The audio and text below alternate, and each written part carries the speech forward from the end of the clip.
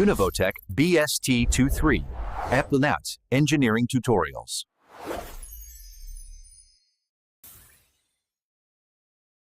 අයිබෝන් හැමෝටම අපි අලුත් වීඩියෝ කරමු Revit ගැන. අපි මුලින්ම new file එකක් open කරගමු. ඒකට මෙතනින් browse යන්න. browse ගිහිල්ලා අපි මිලිමීටර වලින් අඳින drawing එකක් open කරගන්නේ. ඒකට මෙතනින්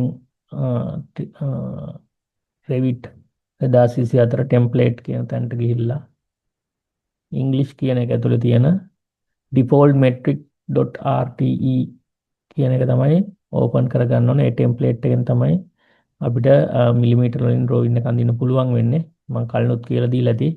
මේක නැවත මතක් කිරීමක් කෙටියෙන්. ඊට පස්සේ මෙතන project කියන එකට project කියන රේඩියෝ බටන් එක ටික් කරලා මේකෙන් ඕකේ කරන්න. එතකොට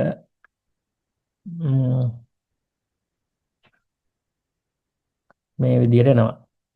මේ සමහරලාට මේ ස්ක්‍රීන් එක කළු පාට තියෙනවා නම් ඒක සුදු කරගන්න ඕන නම් මෙතනින් file option කියන එකට ගිහිල්ලා ඒ colors කියන තැන මෙන්න මෙතනින් light කියන එක දාගන්න.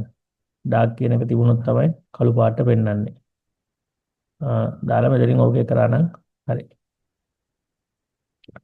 ඊට පස්සේ අපි අද බලමු අපි කලින් වීඩියෝ එකේදී කතා කරා සිව්පල වහලක් දෙපළ වහලක් කරගන්න විදිය. අද අපි බලමු පොඩ්ඩක් විවිධ හැඩ කර්ව් හැඩයකට තියෙන වහලක් හදාගන්නේ කොහොමද කියලා. අපි ඒකට මුලින්ම අපි බලමු අපි පොඩි සාම්පල් බිල්ඩින් එකක් හදාගමු. wall command එක අරගෙන මෙතන 1000ක් දිග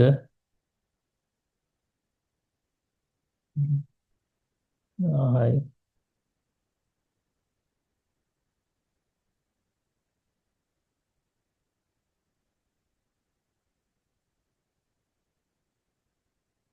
මම වගේ සාම්පල් බිල්ඩින් එකක් හදාගත්තා. මේක ඔයාලට කැමති විදිහට ඔයාලා ෆලෝ කරන මොකක් හරි ස්කෙච් එකකට හරි ප්ලෑන් view එකකට හරි හදාගන්න. ඊට පස්සේ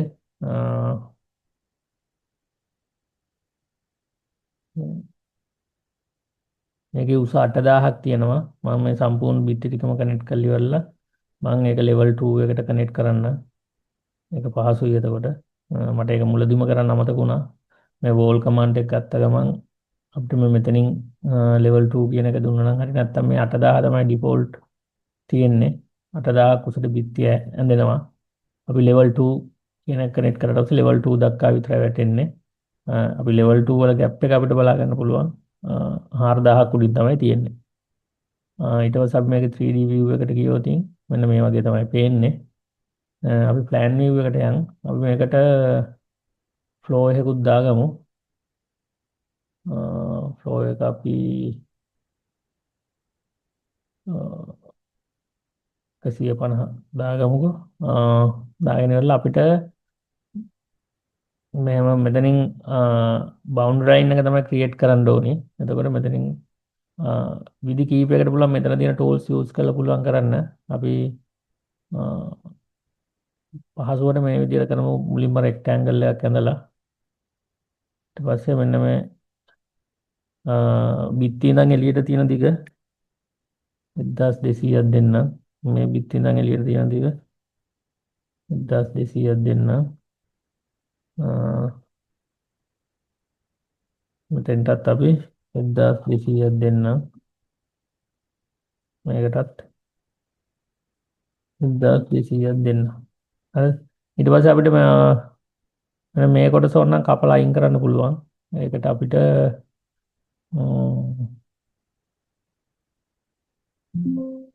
නේදලා මෙතෙන්ට දෙන්න පුළුවන් 1200. මෙතෙන්ට 1200ක් දීලා ඉවරලා මෙතන අපිට ට්‍රිම් කරන්න පුළුවන් මේ විදියට. අ, ඊට පස්සේ මේ ටික ඩිලීට් කරලා දාන්න පුළුවන්. දැන් අපි බලමු 3D view එකට ගිහිල්ලා. මේක මතක තියාගන්න, මේක දැන් ෆ්ලෝ එක ක්‍රියේට් කරාට පස්සේ මෙතනින් ඇප්ලයි කරන්න ඕනේ, මේක ෆිනිෂ් කරන්න ඕනේ. එහෙම නැත්නම් වෙන ටැබ් වලට ගියාට පස්සේ මේ අයිකන් එහෙම පේන්නේ නැතුව යනවා. හුඟක් වෙලාවට ඔක අමතක වෙනවා. දැන් මටත් අමතක වුණා. ඒකින්ද මොඩිෆයි ටැබ් එකට ගිහලා දැන් මේ වගේ අයිකන් ඉන්ඇක්ටිව් වෙලා තියෙනවා නම්, මේ විදිහට ඉන්ඇක්ටිව් වෙලා තියෙනවා නම් ඔයාලට ටික් ගාලා මතක් වෙන්න ඕන මොඩිෆයි ටැබ් එකේ තියෙන මොකක් හරි එකක් ඇප්ලයි කරලා එතනින් ඒ කමාන්ඩ් එකෙන් අයින් වෙලා නැහැ කියලා. දැන් මෙතන 3D එකට ගියත් මේ පොළවේ thickness එක පෙන්වන්නේ නැහනේ. ඒ හේතුව මේක තමයි. මේක ඇප්ලයි කරලා නැහැ අපි තාම. අපි දැන් මොඩිෆයි ටැබ් එකට ගිහින් ඉවරලා ඉතින් මේක ඇප්ලයි කරමු. ඇප්ලයි කරාට පස්සේ මේ ෆ්ලෝ එක නිල් පාට වගේ වෙනවා. එතකොට දැන් අපි බලමු මේ දැන් ෆ්ලෝ එක ඇප්ලයි වෙලා තියෙන්නේ. ඊට පස්සේ මේක මෙහෙම තියෙද්දි අපි මේකට බලමු කර්ව් රූප් එකක් නිර්මාණය කරන්න. කර්ව් රූප් එක නිර්මාණය කරන්න අපි දැන් මුලින්ම කරන්න ඕනේ දැන් අපි කලින් නම් රූප් එක නිර්මාණය කරේ මෙතන ප්ලෑන් view එකේ ඉඳලා මේ පොළව ඇඳ වගේ රූප් එක ඇඳ. නමුත් දැන්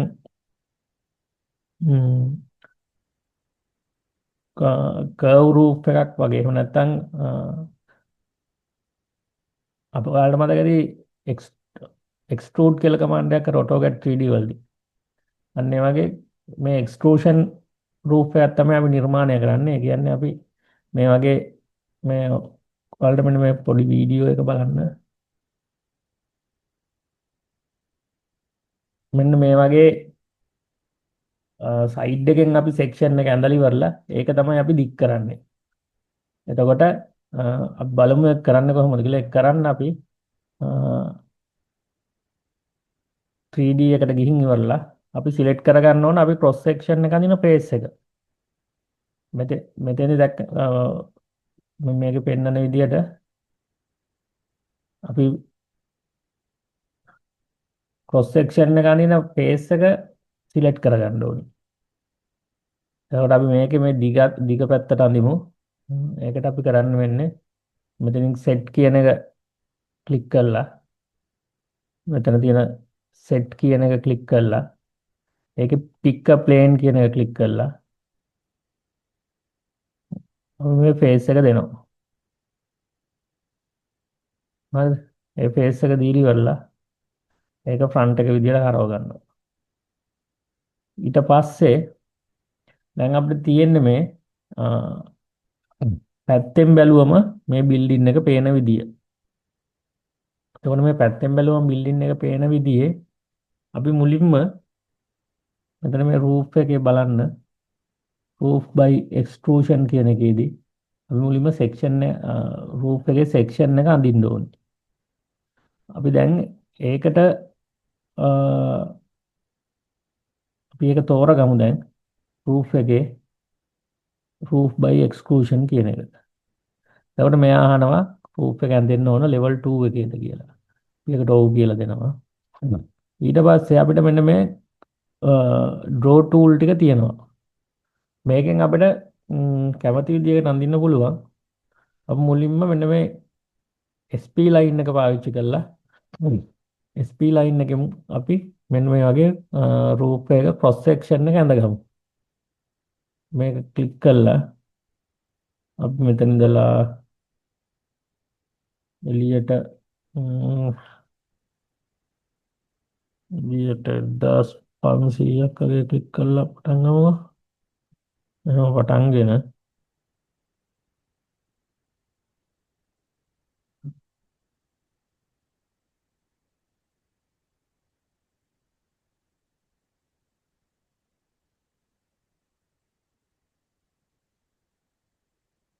ඔන්න ඔහම ඇඳලා අපි ඉවර කරමු. දැන් ඔය මේ ලයින් එක ක්ලික් කරාට පස්සේ අපිට මෙන්න මේ කර්ව් ටික වෙනස් කරන්න පුළුවන් grip point එක හම්බ වෙනවා. අපිට මේ grip point වලින් ඇදලා මේ කර්ව් එක තව වෙනස් කරගන්න පුළුවන් අපිට අවශ්‍ය හැඩේ එනකම්. සමහරවිට මේ ඩ්‍රෝවින් අනිද්දී නිකන් සාම්පල් හැඩයක් මොකක් හරි එකක අපිට ආර්කිටෙක්චර් විදිහට නිකන් ওই සමහර වහලවල් ගහනවනේ. උදාහරණයක් විදිහට ওই කුරුල්ලෙක්ගේ හැඩේ එන්න. එහෙම නැත්නම් ඔය දැන් ඉස්සර ජනප්‍රිය එකක් තුනේ බස් වෝල්ට් එකක් ගහලා තිබ්බ කෙහෙල් දැල්ලේ හැඩයට, කෙහෙල් කොලේ හැඩයට. එතකොට දැන් ඒ වගේ ඒකේ ෆොටෝ එකක් වගේ අරගෙන ඒක නිකන් බෑග්ග්‍රවුන්ඩ් එකෙන් දීලා අපි ඔය වගේ හැඩයක් නිර්මාණය කරගන්න පුළුවන් නේ ඒක බලාගෙන හරි. එතකොට මෙන්න මේ වගේ ග්‍රිප් පොයින්ට් පාවිච්චි කරලා අපිට ඒ හැඩේ ගානට නිර්මාණය කරගන්න පුළුවන්.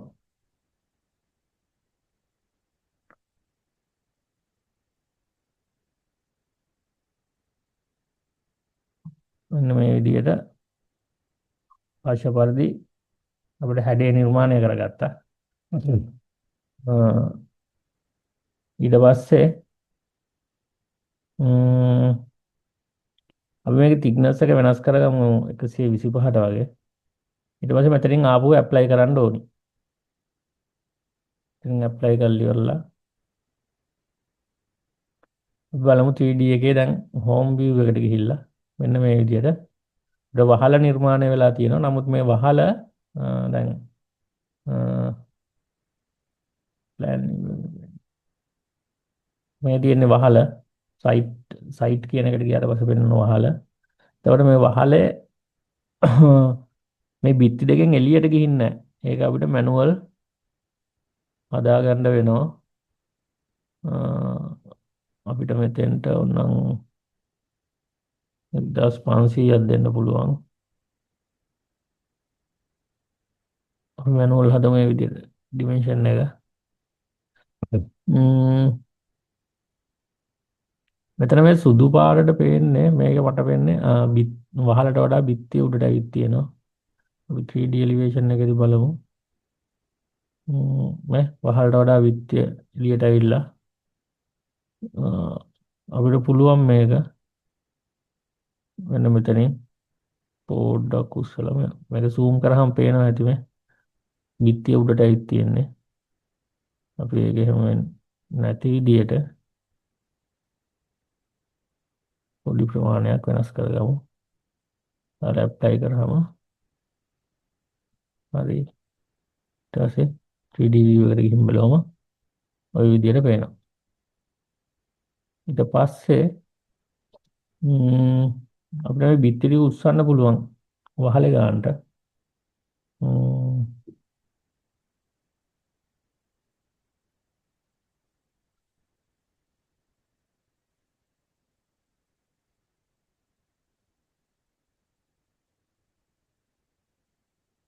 ඒකට මේ බිත්තිය ක්ලික් කරලා බිත්තිය සිලෙක්ට් කරලා attach to top base කියන එක ක්ලික් කරාම හරි. මේ පැත්තේ බිත්තිය ක්ලික් කරලා attach to top base කියලා ක්ලික් කරලා මේ විදිහට කරාම හරි. එතකොට වහලා ඔන්න ඔය වගේ හැදෙනවා.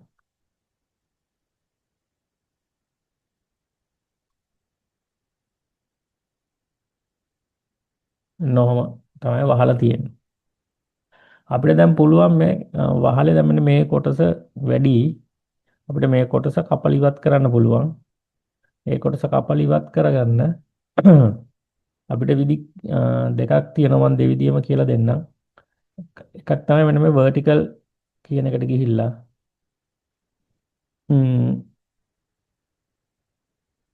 අපිට කපන්න ඕන section එක ඇඳ ගන්න ඕනේ.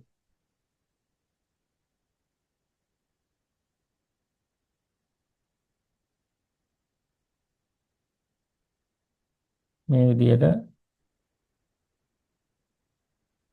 කපන්න ඕන section එක ඇඳගත්තම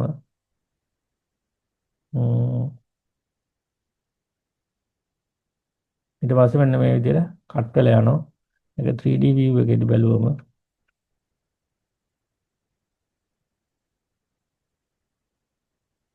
මේ විදිහට පේනවා. අපි මේක shaded කරගමු. shaded කරගන්න මෙතනින් මෙන්න මේ විදිහට පේනවා. ඕක ওই විදිහටම තව කරන්න පුළුවන්. මම මේක අන්ඩු කරලා පෙන්නන්න. දැන් මෙතන අපිට මේ කට් කරපු කොටුව තියෙනවා. හරි.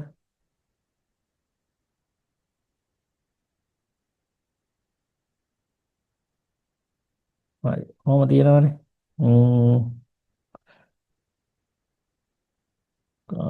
සයිට් කියන එකට ආයියන් සයිට් කියහම වහලා ඔහොම තියෙනවා.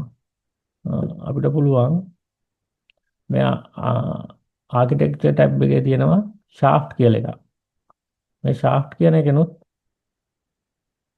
මේ විදිහටම කරන්න පුළුවන්. අපි ඒකටත් මේ වගේ රෙක්ටැන්ගල් ටූල් එකකින් මේ වගේ කොටුවක් නිර්මාණය කරගමු. නිර්මාණය කළා ඕක ප්ලයි කරලා බලමු. 3D view එකට ගිහිල්ලා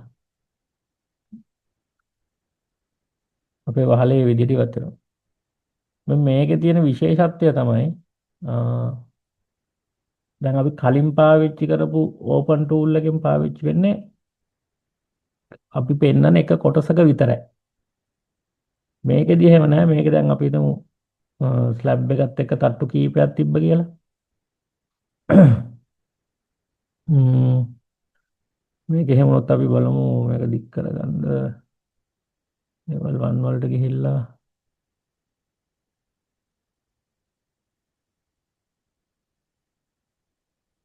ওই විදිහට අපි ස්ලැබ් එක සම්පූර්ණම තියමු. අපිට දැන් මේක මෙහෙම මේ විදිහට මූව් කරාට පස්සේ වලට පේන්න ඕනේ දැන් මෙන්න මේ ලයින් එකේ දිග 0 වෙනවනේ.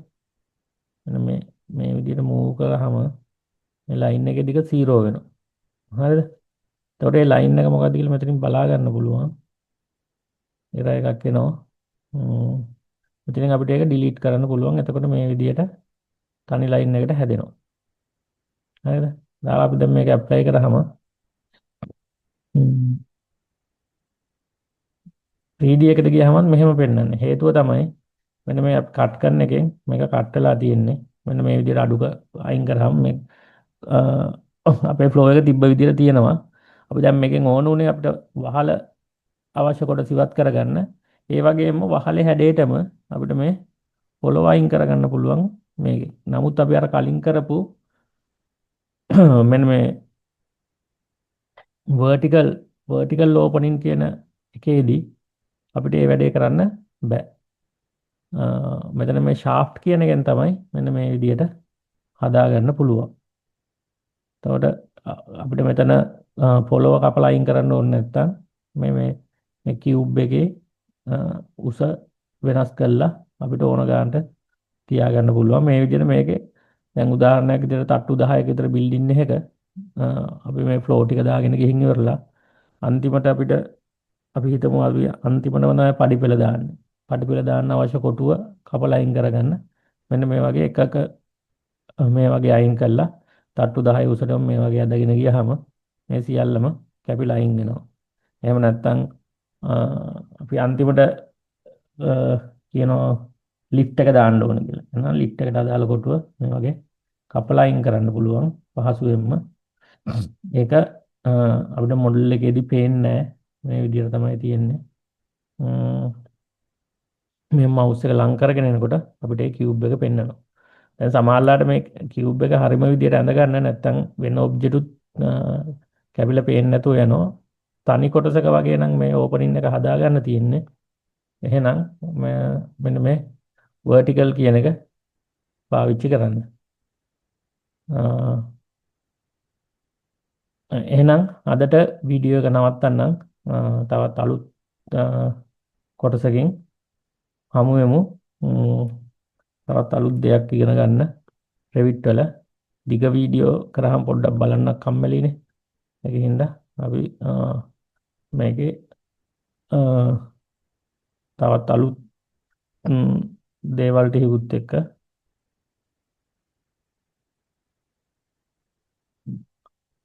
හමු වෙමු. එහෙනම් එතෙක් හැමෝටම සුබ දවසක්. ගිහින් එන්නම් අලුත් වීඩියෝකින් හමු වෙනතුරු.